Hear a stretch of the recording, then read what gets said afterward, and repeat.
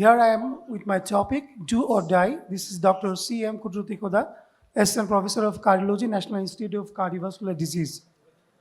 My patient info, sex male, 50 years of age, presenting complaints was CCS class 3 angina, history of non-ST EMI, risk factors was hypertension, echo shows no RWMA, ejection fraction was 56%.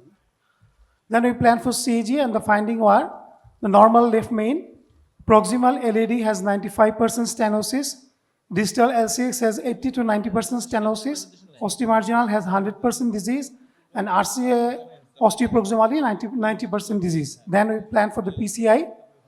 This is the right femoral root, guide catheter review 6 French, rantrophlopy guide wire, and the pre-dilatation with the Wilma 2 into 15 millimeter at 12 to 16 ATM.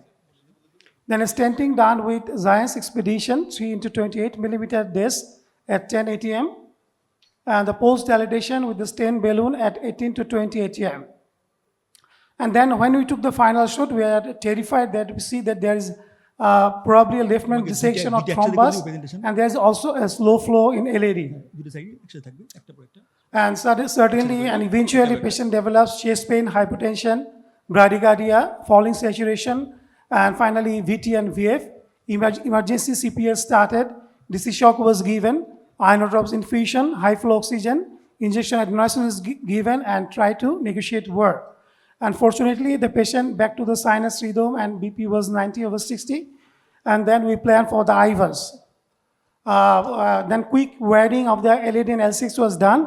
There was a doubt about the dissection flap in left main to ostial LAD or thrombus from LM to LAD associated with slow flow in LAD. Then the IVAs was done, and this was the different level, different pictures of different level at IVAs. Hematoma in the left main ostium, dissection flap in the LAD, and hematoma in the proximal LAD. This is the NH-LBI classification of dissection. There are 6 types of classification. Type A is luminal hedginess. Type B is the linear dissection. Type C is the extraluminal cap with persistence of contrast. Type D is spiral luminal filling defects. Type E is new persistent filling defect associated with thrombus. And type F is the acute vessel closure. And the classification of coronary dissection with retrograde extension into the aortic root. This is the Dunning classification. 1 is involving only the ipsilateral clubs. The class 2 is extending up to the aorta but less than 40 millimeter. If it is beyond the 40 millimeter, it is class 3 Dunning classification. And what are the causes? This is injection with the dampened pressure was the main cause, and then others are non-coaxial guide, wiring, lesion preparation, balloon rupture, heavily calcified tortuous lesion, stenting, and spontaneous coronary artery dissection. Prevention: do not inject if pressure dampened, coaxial guide placing, gentle wiring, avoid oversized balloons, high inflation pressure, and preparation of calcified lesion. And dissection consequence depends on the location of dissection, and if it is osteoproximal, then it will carry a more catastrophe, and also the severity of coronary flow obstruction. And the meticulous and cautious angiography in multiple orthogonal views is necessary to detect the dissection, and if needed, we can do the imaging, and OCT is more sensitive than the IVAS to detect the stenting. And the management plan, if the wear in the vessels, then we can go straight forward with stent implantation. If not, then we'll try to able to wear through the dissected segments and the true lumens. We can take help from the imaging. If not possible, then we refer the patient to the emergency CABG, and medical treatment can be given if there is dissection in the short vessel and distant vessels. And then the stenting done with osteoproximal left main to proximal LAD with Giants Expedition 3.5 23 millimeter disc at 10 ATM, and the post-dilatation of the distal stent with 3.5 into 23 millimeter stent balloon, and the pot with NC Mojek 4.5 into 10 at 16 to 20 ATM.